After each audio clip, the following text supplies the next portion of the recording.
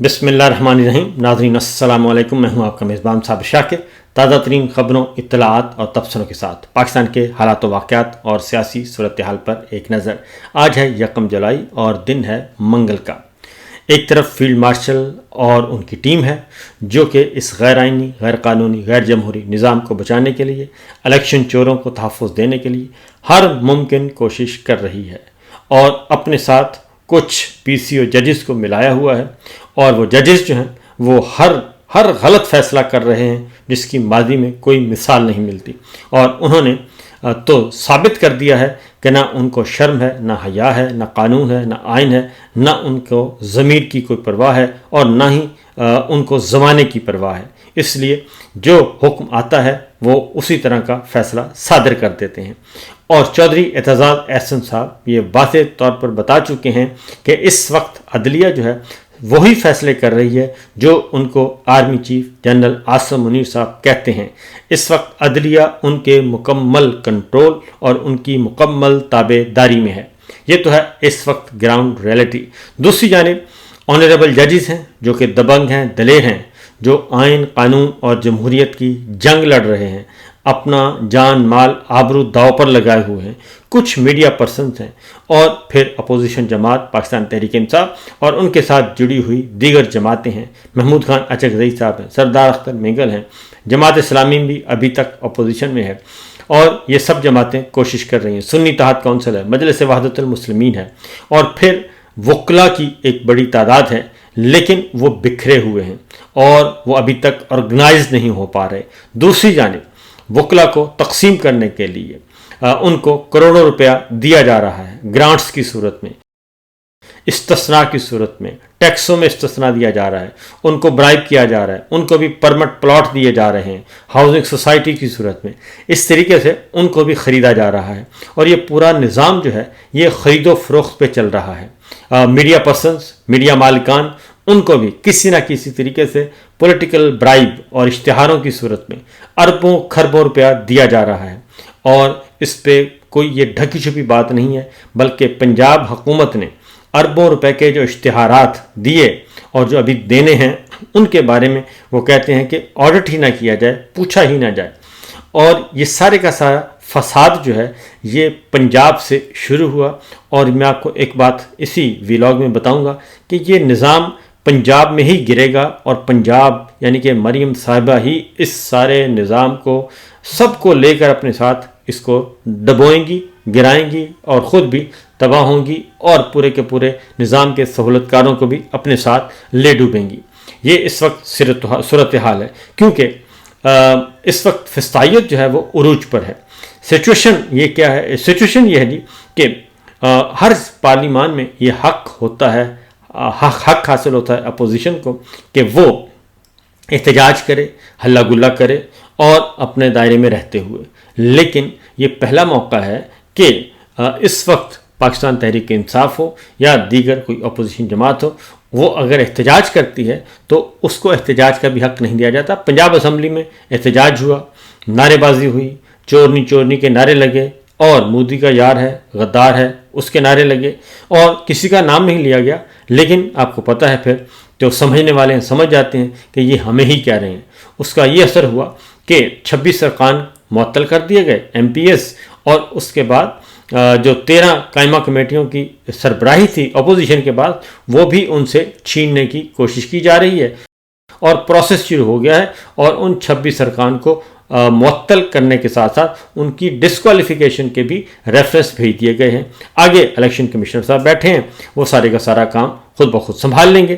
تو یہ اس حد تک جو ہے وہ عدم برداشت آ چکا ہے اور صرف اس لیے کیونکہ مخصوص نشستیں جو ہیں وہ مل چکی ہیں. اور مخصوص نشستیں پاکستان تحریک انصاف کا حق تھا اور ہاری ہوئی جماعتوں کو، فارم 47 کی جعلی جماعتوں کو، ان کو وہ ساری کی ساری سیٹیں دے دی گئی ہیں.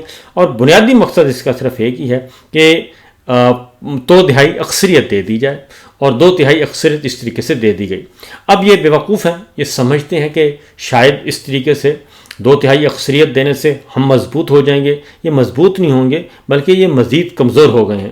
پہلی بات تو یہ بتا دوں کہ اس 2/3 اکثریت سے یہ کرنا کیا چاہ رہے ہیں، کیوں ان کو فکر لاحق ہے، کہ 2/3 اکثریت سے ایک ترمیم کرنی ہے، 27ویں ترمیم، 28ویں ترمیم کیوں کرنا چاہ رہے ہیں، اس میں ہے کیا؟ ایشو یہ ہے، میں نے آپ کو پہلے بھی بتایا تھا، تفصیل بتا چکا ہوں، لیکن یہاں پہ میں آپ کو بتا دوں کہ یہ سارے کا سارا جو نظام ہے یہ جعلی نظام ہے۔ صورتحال یہ ہے کہ رجیم چینج آپریشن کا جو سلسلہ شروع ہوا، چیدہ نکات جو ہیں یہ کہاں سے شروع ہوا؟ سائفر سے شروع ہوا تھا، اور اس کے بعد پھر سندھ ہاؤس میں ضمیر فروشی کی منڈیاں لگی تھیں، لوگوں کو خرید و فروخت کر کے ووٹ پورے کیے گئے عدم اعتماد کے، اور پارلیمنٹیرینز کو خریدا گیا۔ پھر تحریک عدم اعتماد کے ذریعے، نام نہاد تحریک عدم اعتماد تھی، حقیقت میں وہ ایک امریکی حکم تھا، اور اس کے ذریعے ایک عدم اعتماد کی تحریک کو بنانے کے لیے تحریک اعتماد کے ذریعے عمران خان صاحب کو ہٹا دیا گیا، تختہ الٹ دیا گیا حکومت کا۔ اس کے بعد آگے جو ہوا سلسلہ وہ یہ ہے کہ پھر خیبر پختونخوا اور پنجاب اسمبلی جب توڑ دی گئی تو وہاں پہ الیکشن نہیں کروائے گئے، 90 دن کے اندر الیکشن کروانا ضروری تھا۔ سپریم کورٹ کا فیصلہ آج بھی برقرار ہے، اور جب سپریم کورٹ کے فیصلے پر عمل درآمد کا وقت آیا اور توہین عدالت کی کارروائی شروع ہونی تھی شہباز شریف صاحب کے خلاف، اسحاق ڈار صاحب کے خلاف، خواجہ آصف صاحب کے خلاف، اور اس کے بعد ڈی جی ISPR، آئی جی پنجاب، ان سب کے خلاف کارروائی شروع ہونی تھی، کیونکہ خزانہ والوں نے پیسے دینے سے انکار کر دیا تھا، دفاع والوں نے سیکورٹی دینے سے انکار کر دیا تھا، پنجاب پولیس نے پولیس دینے سے انکار کر دیا تھا، اور الیکشن کمیشن نے الیکشن کروانے سے انکار کر دیا تھا۔ ان سب کے خلاف توہین عدالت کی کارروائی شروع ہونی تھی کہ اس کے بعد 16 مئی کو یہ ڈیڈ لائن تھی، تو 9 مئی کا ایک فالس فلیگ آپریشن کر دیا گیا، اور پھر فالس فلیگ آپریشن کے نتیجے میں تقریباً 20,000 سے زیادہ لوگوں کو، کارکنان کو جیلوں میں ڈال دیا گیا۔ اس دوران عمران خان صاحب پہ قاتلانہ حملہ بھی ہوا، اور اس کی FIR آج تک درج نہیں ہو سکی، اور اس کیس کو بھی خراب کرنے کی کوشش کی گئی۔ اس کے بعد پھر صوبوں میں الیکشن نہیں کروائے گئے، اور یہ کہا گیا کہ حلقہ بندیاں نہیں ہو رہی اور ایک ہی دن الیکشن کروانے ہیں، اور اس طریقے سے انتظار کیا گیا قاضی فائز عیسیٰ صاحب کا۔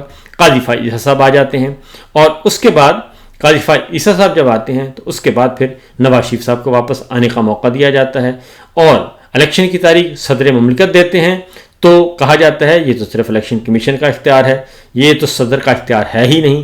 پھر قاضی صاحب آتے ہیں، قاضی صاحب کہتے ہیں صدر مملکت نے کیوں نہیں دیا جی، تاریخ کیوں نہیں دی؟ تو انہوں نے کہا جناب حضور پہلے دی تھی، اس پہ کون سا عمل ہو گیا؟ اور اس کا پھر ایک نئی تاریخ دی گئی، اور وہ دی گئی 8 فروری 2024 کی، اور وہ قاضی فائز عیسیٰ صاحب نے دی۔ پھر نواز شریف صاحب کا ریڈ کارپٹ پہ استقبال ہوا، اور اسلام آباد ہائی کورٹ نے مکمل طور پر فیسیلیٹیٹ کیا، نادرا والے مشینیں لے کے وہاں پہنچ گئے، اور ان کی بایو میٹرکس کروائی گئی۔ تو اس کے بعد اگلا سابق وزیر اعظم عمران خان کا گھر توڑا گیا، 2 دفعہ حلہ بولا گیا، چودھری پرویز رائی صاحب کے گھر پر حملہ کیا گیا، ان کا گھر توڑا گیا، گیٹ توڑے گئے، پھر یہ سلسلہ پورے ملک میں پھیلتا گیا۔ لیکن سپریم کورٹ کا وہ فیصلہ 90 دن والا وہ موجود تھا کہ ہر صورت میں الیکشن کروانے ہیں، اور اس طریقے سے عمر عطا بندیال صاحب چلے گئے، لیکن وہ فیصلہ بدستور موجود تھا، ہے اور رہے گا، اور ان کے خلاف جب بھی آزاد عدلیہ آتی ہے تو ان کے خلاف توہین عدالت کی کارروائی ہونی ہے۔ لیکن اس وقت توہین عدالت کی کارروائی سے بچنے کے لیے اور الیکشن نہ کروانے کے لیے اور قاضی فائز عیسیٰ کا انتظار کرنے کے لیے 9 مئی کا پھر یہ ہوا تھا جی false flag operation. False flag operation اس لیے اس کو کہا جاتا ہے کہ ابھی تک اس کی تحقیقات نہیں کروائیں، CCTV فوٹیج چوری ہو گئی، اسلام آباد ہائی کورٹ سے چوری ہو گئی، پھر کسی نے پوچھا تک نہیں۔ چودھری اعتزاز احمد صاحب، سردار لطیف خان کھوسہ صاحب کہتے ہیں کہ جناب IG اسلام آباد کو میرے حوالے کر دیں، اور ہم 2 گھنٹے کے اندر اندر بتا دیں گے کہ 9 مئی کو سیکورٹی والے سب کہاں تھے۔ اس لیے پھر آگے قاضی صاحب آتے ہیں، بلے کا نشان چھینا گیا، اور تحریک انصاف کی انتخابی مہم پر پابندی لگا دی گئی، اور پھر میڈیا پر مکمل بلیک آؤٹ کر دیا گیا، اور پھر قومی اسمبلی 1 دن پہلے توڑی گئی تاکہ مزید 30 دن مل جائیں۔ پھر ان 60 دنوں کے اندر 90 دنوں کے اندر بھی الیکشن نہیں کروائے گئے، اور پھر اس میں مزید 90 دن کا اضافہ کیا گیا، اور اس طریقے سے پورے کا پورا جو نگراں سیٹ اپ ہے وہ طویل دورانیے کے لیے چلتا گیا، یہاں تک کہ قاضی فائز عیسیٰ صاحب آئے اور انہوں نے اپنی پسند کے مطابق الیکشن کروائے، اور پھر اس کے باوجود یہ الیکشن ہار گئے، اور فارم 47 کی ضرورت پیش آئی۔ 8 فروری کو جب یہ الیکشن ہار گئے تو بادشاہ سلامت کو بتایا گیا تو بادشاہ سلامت نے کہا سوال ہی پیدا نہیں ہوتا، اب آپ کچھ اور کریں۔ پھر اس کا چیف الیکشن کمشنر کو الیکشن کمیشن سے بلایا گیا، وہ کچھ گھنٹے غائب رہے، واپس آئے تو اس کے بعد انہوں نے بتایا کہ جی ہمارے اسٹاف کو اغوا کر لیا گیا ہے اور ان کو اٹھا لیا گیا ہے۔ وہ خود فون کر کے اینکر پرسنز کو بتاتے رہے اور اینکر پرسن جو ہیں وہ ڈھکے چھپے الفاظ میں آگے کنوے کرتے رہے اور یہ سلسلہ چلتا رہا جی۔ اور اس کے بعد پھر اگلا کام ہوا 9 مئی کو اور 26 نومبر کو، یہ واقعات میں آپ کو بتا رہا ہوں۔ 9 مئی کی ابھی تک تحقیقات نہیں ہوئی اور 26 نومبر کو بھی قتل عام ہوا، اس کی بھی کوئی FIR نہیں ہوئی۔ اس دوران شہید ارشد شریف کا ہمارے دوست کو شہید کر دیا جاتا ہے اور بے شمار جو ہیں لوگ جو ہیں کارکن ہیں وہ قتل ہو جاتے ہیں، ان کا بھی کوئی پرسان حال نہیں اور سیاسی کارکنوں کو نشانہ بنایا جاتا ہے۔ یہ ساری کی ساری چیزیں اپنی جگہ پہ موجود ہیں۔ پھر بادشاہ سلامت کو جب یہ کہا گیا کہ یہ الیکشن ہار گئے ہیں تو بادشاہ سلامت نے کہا کہ نہیں، ایسا نہیں ہوگا، یہ نہیں ہو سکتے۔ تو پھر فارم 47 آتا ہے جی اور ان کو تقسیم کر دیا جاتا ہے۔ یہ تو ہے اس کی ساری بنیاد۔ اور پھر سپریم کورٹ فیصلہ دیتی ہے اور سپریم کورٹ بلے کا نشان جو ہے اس فیصلے کو کہتی ہے کہ یہ فیصلہ غلط تھا، بلے کا نشان نہیں چھینا جانا چاہیے تھا۔ اور پاکستان تحریک انصاف کے بارے میں لکھا گیا کہ پاکستان تحریک انصاف ایک سیاسی جماعت تھی اور ہے اور مخصوص نشستیں دے دی جاتی ہیں پاکستان تحریک انصاف کو۔ اس طریقے سے 2/3 اکثریت کا خواب جو ہے وہ پورا نہیں ہو سکتا، لیکن اس فیصلے پر عمل درآمد نہیں کیا گیا اور پھر 26ویں غیر آئینی ترمیم کی گئی اور آئین توڑا گیا۔ آئین توڑ کے غیر آئینی بینچ بنائے گئے اور غیر آئینی بینچ میں اپنی پسند کے ججز اور یہ فیصلہ لیا گیا۔ یہ سارا بیک گراؤنڈ میں آپ کو اس لیے بتا رہا ہوں کہ مسئلہ کیا ہے، کیوں یہ 27ویں ترمیم کرنا چاہ رہے ہیں۔ 27ویں ترمیم اس لیے کرنا چاہ رہے ہیں، یہ آپ ذہن میں رکھیے گا، جب بھی مارشاء اللہ لگتا ہے اور اس مارشاء اللہ دور میں بہت سارے غلط کام کیے جاتے ہیں، غیر آئینی کام کیے جاتے ہیں، ان غیر آئینی، غیر قانونی، غیر جمہوری کاموں کو پھر انڈیمنٹی اور امیونٹی لی جاتی ہے، استثناء اور معاوضہ لیا جاتا ہے کہ ہم آپ کو اقتدار تب دیں گے، پہلے ذرا ہمارے جو غلط کاریاں ہیں، جو غیر آئینی، غیر قانونی کام ہیں، ان پہ آپ مہر تصدیق ثابت کریں اور ہمیں اس سے استثناء دیں اور ہمیں اس سے بری ذمہ قرار دیں، یعنی کہ ویو آف کریں، یہ ساری ایک امیونٹی دے دیں۔ ایک جو ہوتا ہے نا جی ایمنسٹی اسکیم آتی ہے کہ معافی، عام معافی، آئینی معافی دے دیں جی، صرف نظر کریں۔ تو یہ مہر تصدیق ثبت کروانا چاہ رہے ہیں ان ساری چیزوں کو، کیونکہ یہ سارے کا سارا پلندہ جو ہے انکلوڈنگ آرمی چیف کی اپوائنٹمنٹ سمیت، کیونکہ وہ بھی 26 نومبر کو ریٹائر ہو چکے تھے، ان کی اپنی اپوائنٹمنٹ بھی ابھی تک وہیں پھنسی ہوئی ہے۔ تو لہٰذا ایک انڈیمنٹی اور امیونٹی حاصل کرنے کے لیے ایک 27ویں ترمیم بہت ضروری ہے اور 27ویں ترمیم کے ذریعے وہ یہ سارے ٹھپے لگوائیں گے کہ جناب یہ ساری چیزیں جتنی بھی ہو گئی ہیں ان کو لیگل کور اور کانسٹیٹیوشنل کور پارلیمان کے ذریعے دلوانے کی کوشش کی جائے گی۔ تو یہ جنرل ضیاء صاحب نے بھی کیا، یہ یحییٰ خان کے دور میں بھی ہوا، یہ مشرف صاحب نے بھی کیا جب 3 سال بعد الیکشن کے بعد اقتدار سپرد کرنا تھا، MMA کے ساتھ طویل مشاورت اور مذاکرات ہوئے تھے، تو اس وقت بھی۔ اور اس میں جو جوڈیشری ہے، ججز ہیں، ان کو بھی برائب کیا جاتا ہے، ان کو بھی تحفظ دیا جاتا ہے، ان کے فیصلوں کو بھی تحفظ دیا جاتا ہے جو وہ غیر آئینی اور غیر قانونی کرتے ہیں۔ تو اس لیے یہ 27ویں ترمیم میں ان ساری غلط کاریوں کو مہر تصدیق، وہ انڈیمنٹی اور امیونٹی لینی ہے، کیونکہ اس الیکشن کے بارے میں بے شمار گواہیاں موجود ہیں۔ خود حکمراں جماعت جو ہے اس وقت وہ بھی یہ کہہ چکی ہے کہ ہم نہیں جیتے، اور پھر جماعت اسلامی کہہ رہی ہے کہ یہ پاکستان تحریک انصاف جیتی ہے اور انہی کی یہ مخصوص سیٹیں بھی انہی کی ہیں۔ پھر یہ کہ مفتاح اسماعیل صاحب ہیں، مصطفیٰ نواز کھوکھو صاحب ہیں، شاہ خاقان عباسی صاحب ہیں، جو بالکل نہ حکومت میں ہیں نہ اپوزیشن میں، بلکہ ایک سائڈ پہ بیٹھے ہیں، وہ بھی یہ بات کر رہے ہیں۔